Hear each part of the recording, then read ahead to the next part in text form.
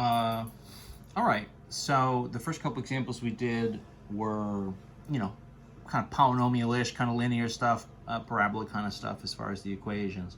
Let's throw a little trig into the mix. Let's do x is 2 times the cosine of t and y is 2 times the sine of t.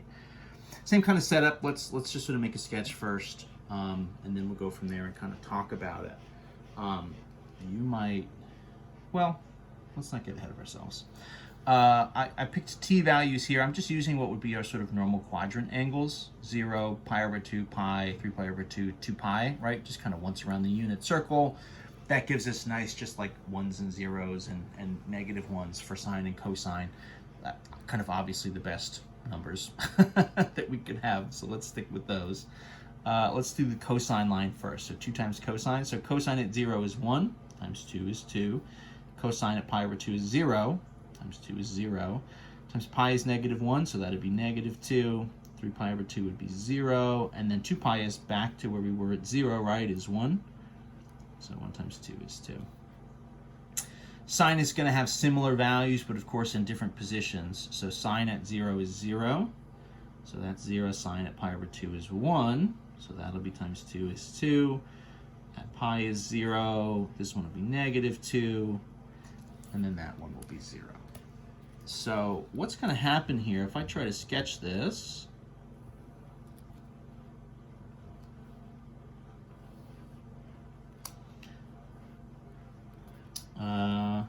So kind of 1, 2.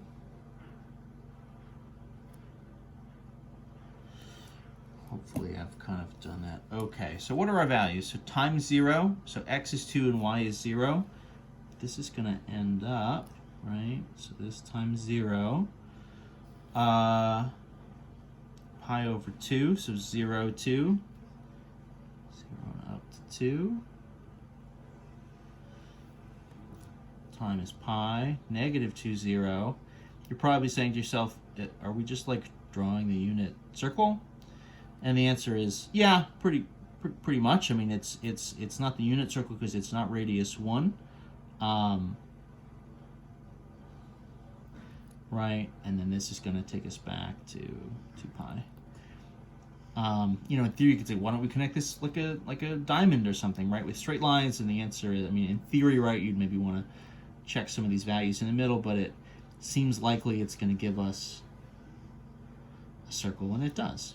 And so this is going to give us a circle with radius 2 and counterclockwise rotation.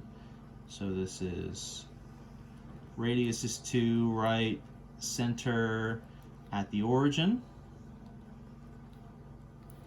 And the time values, right, gives us this sort of rotation going around. So counterclockwise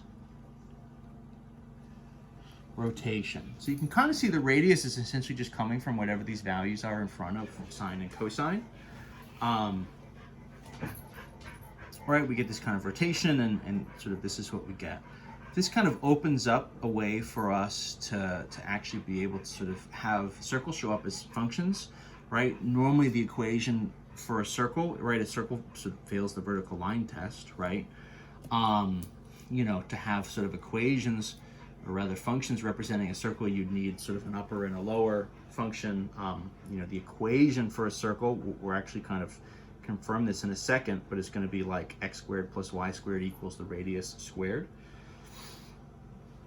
So coming from this, it gives us a way, using these parametrics to get some circle action.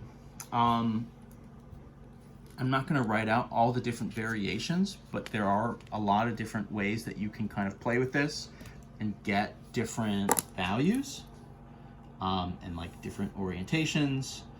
So either with like positive negatives in front of sine and cosine, that's going to like change your rotation, right?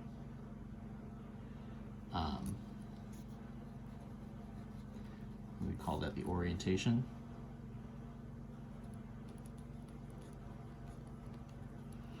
you could imagine if we kind of, flip to negatives on the sign, we'd kind of get negative values here, and then that would kind of just shift the way that we're rotating. You can shift the position if you add or subtract to the x or the y value. So you can shift the position, right, either kind of left, right, up, down.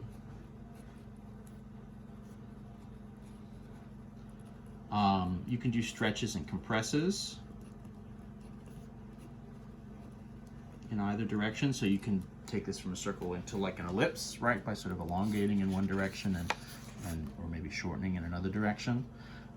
There's lots and lots of different options. If you flip sine and cosine,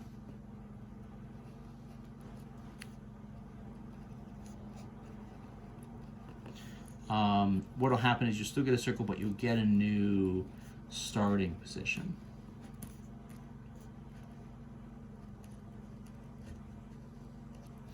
Right, so there's lots of different things to do here. We're not going to sort of delve too deeply into it. On your own, you're welcome to kind of try out a few of these things, just like make some graphs, just like play around with different versions of this, and just kind of see what you get. Eliminating the parameter here is a little bit different.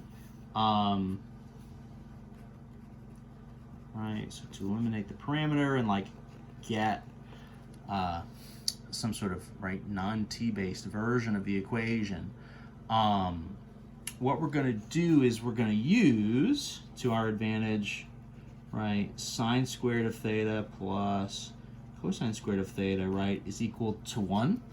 In this case, I guess it'll be sine squared and cosine squared of t. And so what we have, right, is my x value is 2 times cosine of t. The y value is 2 times the sine of t.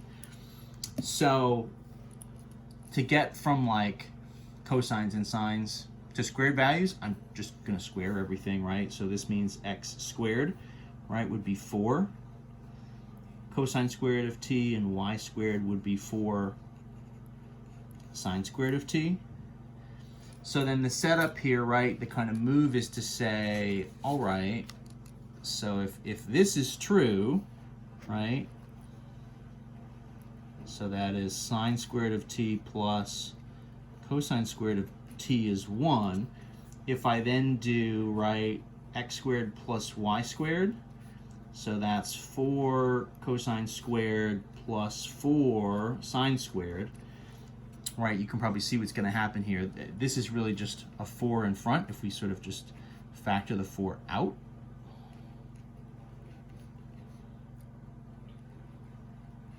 Right, this kind of works nicely because it's 4 and 4. If those were not the same, you'd have to do something a little bit different here, obviously.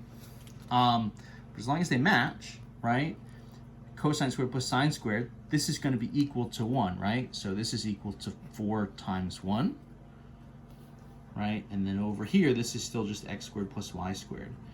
So our version of the equation here, it's not an explicit version because it's not solved for x equals or y equals. But what we get is kind of what I said a minute ago is our sort of generic equation for a circle. X squared plus y squared equals the radius squared, right? So the radius here was 2, so x squared plus y squared equals 2 squared is 4, right? So we can do that and get a version of this equation. Again, this would be an implicit version. It's not directly solved as like x equals or y equals. That's okay, right? This is a version of the equation, and we can definitely work with that. If we had something, I just want to sort of not graphing it, but just sort of show you what it would look like if you had a little bit of a variation. So say you have x is -3 cosine of t, and your y value is 4 minus 3 times the sine of t. What you want, right, is cosine squared and sine squared. So the move here is you want to sort of subtract 4 over on the y value. So y minus 4 would equal -3 sine of t, right? And then x, of course, is just still -3 cosine of t, right? The idea is you're trying to get sine squared and cosine squared. So if you square both sides, x squared, right, would be 9 cosine squared of t, and then you'd have just like y minus 4 quantity squared would be your 9 sine squared, right? So the variation you get rather than purely an x squared and a y squared would be something kind of like this. So that means for us then kind of combining them, x squared plus the quantity, y minus 4 squared. So that's going to be 9 times, right?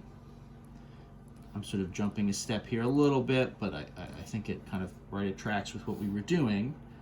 And that would be 9 times 1, right? 9 times this quantity. So our version here, the implicit version, x squared plus the quantity, y minus 4 squared equals 9.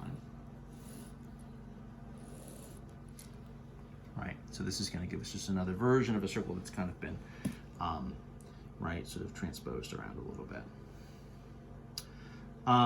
There we go. I think that's the end of parametrics for now. So that should be what you've got in the homework, right? There's sort of tables and graphs, and then kind of doing, right, some of this elimination of the parameter to get either, right, an explicit or an implicit version of the equation, some sort of x or y equals, or just any kind of version of it where you have it rewritten in terms of x and y without any of the t's involved. So there we go. Enjoy.